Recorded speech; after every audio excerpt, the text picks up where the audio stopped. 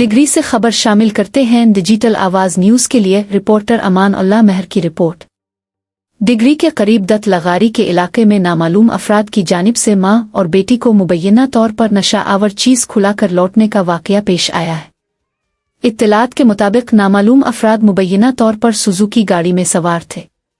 उन्होंने जेरिया बिन्त मैंधरो कोल्ही और उसकी वालिदा रूपी ज़ौजा मैंधरो कोल्ही को नशा आवर चीज खुलाकर उनसे नकदी लूट ली।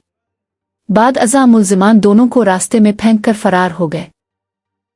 बेहोशी की हालत में जेरिया कोल्ही ने बताया कि यह वाकया दत लगारी के करीब पेश आया। खातून ताहाल नशे की हालत में बेहोश है, जबकि बच्ची ने वाकये की कुछ तफसीलात बयान की है। उनके साथ एक कम उम्र बच्चा भी मौजूद था।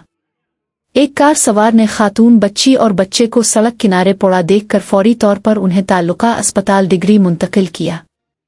कार सवार के मुताबिक खातून सड़क के एक तरफ जबकि बच्ची दूसरी जानिब पड़ी हुई थी और बच्चा करीब खड़ा रो रहा था।